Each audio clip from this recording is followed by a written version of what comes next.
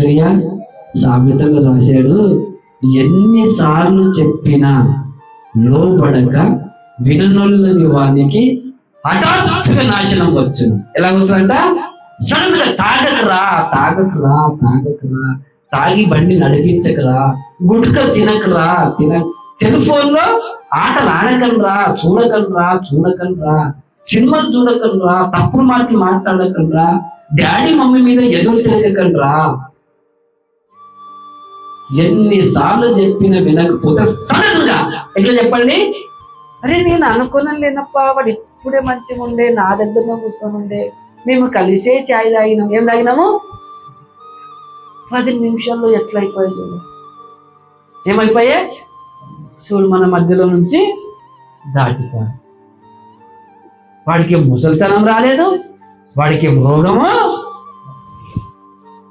మీరు ఆలోచిస్తున్నారా ఏం చెప్తున్నాను? తల్లిదండ్రుల మీద ఎప్పుడు కానీ, ఎందుకంటే బైబిల్లో ఉన్న వాక్యం, వాడు ఎంత తన్నినా ఎంత కొట్టినా, వాళ్ళకి ఏ ఆస్తి మనకి ఇవ్వకపోయినా, మనల్ని ప్రేమించకపోయినా, ఒక రకంగా చూసిన ఇంకొక తల్లిదండ్రుల మీద మాత్రము మనం వ్యతిరేక భావంతో, తప్పుడు భావంతో, అందుకే ఈ వాక్యం తీశాను. తమ తండ్రిని శపించుచు తల్లిని దీవించని తరంలో మనం ఉన్నాం కాబట్టి మేము వాళ్ళు ఉండడానికి వీలేదు. సడన్ గా ప్రాణాలు ఎందుకు కోల్పోతున్నారో తెలుసా? నువ్వు దీర్ఘాయుష్మంతుడుగా ఉన్నట్టుగా నీ తండ్రిని తల్లిని సన్మానింపు. నీకు దీర్ఘాయుష్, నీకు లాంగ్ లైఫ్. ఎందుకు 20 ఏళ్ళకే పోతున్నావు? 15 ఏళ్ళకి, 30 ఏళ్ళకి, 40 ఏళ్ళకే ఎందుకు పోతున్నావు అంటే నీకు బలం వచ్చిందని నీ తండ్రికి నీ తల్లికి ఎదురు తిరుగుతావా? నువ్వు గ్రహించవా? లేదన్నా బాగా యాస్టం చేస్తున్నాడు, ఇంట్లో తాగి అన్ని పైసలు ఒడగొడుతున్నాడు, ఒక్క మాటిన కట్టిన మా ఇజ్జత్ అంతా తీస్తున్నాడు అన్న అని కొంతమంది చెప్పారు. చాలా కుటుంబాలు చూస్తూ ఉంటాం. అరే అలా పుట్టకూడదురా, మీ తండ్రి తాగుతున్నాడేమో కానీ కూర్చోబెట్టి చెప్పండి, ప్రేయర్ చేయండి, ప్రేమించండి, సముదాయించండి. అంటే ఇష్టం వచ్చినట్లు కొట్టి చనిపోయిన వారు ఉన్నారు. మనం అనుకుంటామే దానికి చచ్చిపోలేదని, వాడేదో వాడికి ఏదో ప్రాబ్లం ఉంటుందంట, వాడికి ఏదో సమస్య ఉంటుందంట, వాడికి అట్లా చేసుకున్నందుకు పోయినా. కాదు, బైబిల్ ఎప్పుడు తప్పిపోదు. ఒక అక్షరమైనా, ఒక పొల్లైనా తప్పిపోదు. Never fail.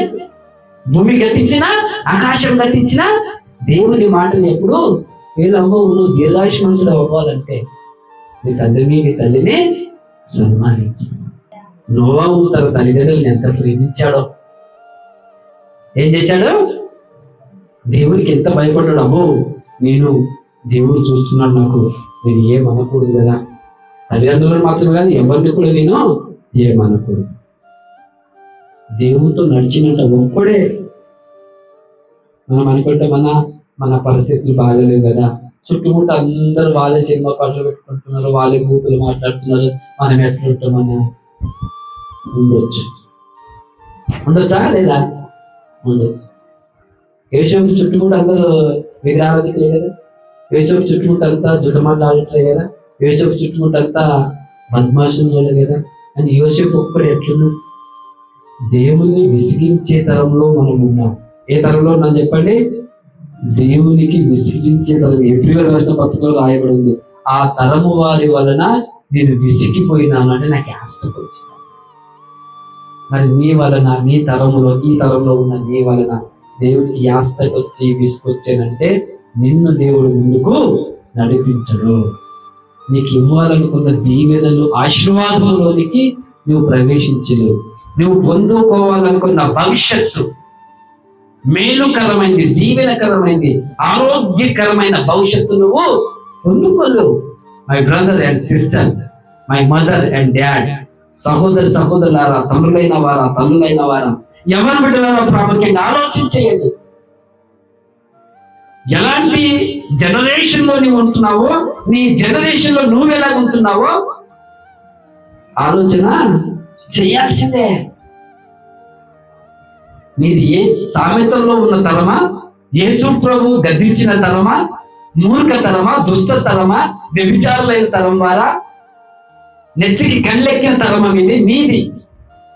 తల్లిని తండ్రిని ప్రేమించని తరమా? హల్లెలూయా. నిన్ను నీవే మెచ్చుకునే తరమా? I'm fine, I'm clean, I'm perfect అనుకునే తరం అనేది పరిశీలన చేసుకుంటున్నావా? మాలిన్యం నుంచి విడిపించబడాలి అనుకుంటున్నావా? హల్లెలూయా. ఈమె నోవా కొన్ని తీసుకోండి, ఇంకా చాలా మంది ఉన్నారు బైబిల్లో. అలా లోబడినట్లయితే దేవుడు ఇట్లా పైకెత్తుతాడు. ఎంత ఘోరమైన, ఎంత డేంజర్, ఎన్ని యాక్సిడెంట్ అయినా, ఎంత భయంకరమైన రోగం వచ్చినా, కరువు వచ్చిన, భూకంపం వచ్చిన, వైజాగ్ లో శాంతారావు ఎవరు? భోగి శాంతారావు. ఆయనది వైజాగ్. ఆయన యాక్చువల్గా బిల్డర్. ఆయన ఒక బ్రాహ్మణ హిందూ ఆయన. హల్లెలూయా. అయితే ఆయన పెద్ద పెద్ద అపార్ట్మెంట్ కన్స్ట్రక్షన్ చేస్తాడు. హి వాజ్ ఎ బిల్డర్. వైజాగ్ పెద్దది పెద్ద అపార్ట్మెంట్ ఒకటి కన్స్ట్రక్షన్ చేస్తూ ఉంటే ఒక సమయంలో అది మొత్తం కూలిపోయిందంట. సడన్ గా కొలాప్స్ అయిపోయింది ఇలా. కానీ దాంట్లో యేసు ప్రభు నమ్మిన ఒక ఫ్యామిలీ వాచ్మెన్లుగా ఉంటారంట. ఏముంటారంట? వాచ్మెన్లుగా ఉంటారు. అంత పెద్ద కన్స్ట్రక్షన్ బిల్డింగ్ కూలిపోతే ఆ కుటుంబం రక్షించబడ్డది, భార్య భర్త పిల్లలు. ఇది స్టోరీ కాదు, సంఘటన. ఏంటి చెప్పండి? ఆ కొలాప్స్ లో, ఆ కూలిపోయిన దాంట్లో దేవుడు వారిని ఎలా కాపాడాడు? అప్పుడు ఈ వ్యక్తి, అరే ఇంత కూలిపోయింది, వాచ్మెన్లకు పెట్టాను, మరి వాళ్ళు చనిపోతే నా జీవితం లాస్ అయిపోతుంది అంటే, అప్పుడు ఎవరో వ్యక్తి సాక్ష్యం వల్ల, ఒక క్రిస్టియన్ వల్ల ఆ భోగి శాంతరావు గారు మారిపోయి క్రిస్టియన్ అయిపోయి సేవకుడు అయిపోయి. అంటే ఈ రోజులో చిన్న చిన్న యాక్సిడెంట్ టుపుకుమని పడి చచ్చిపోవడం, దేవుడు అలా కాపాడుతాడు. ఎవరి గురించి చెప్పారంటే నోవా గురించి చెప్పారు. కృప పొందితే కనికరించబడతాం, క్షేమం భద్రత మనకు కలుగుతుంది.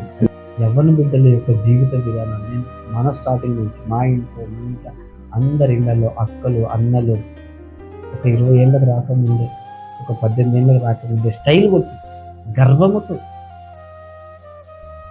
తల్లిదండ్రులు సరిగా లేకనో, పిల్లలు సరిగా లేకనో, ప్రతి వంశంలో వాళ్ళని తలుచుకుంటేనే బాధగా అనిపిస్తుంది. నాశనానికి ముందు గర్వం వచ్చాలని సామెత. కాబట్టి చాలా జాగ్రత్త మనం నేర్చుకున్నాం. లేచి చిన్న ప్రార్థన చేసుకున్నాం.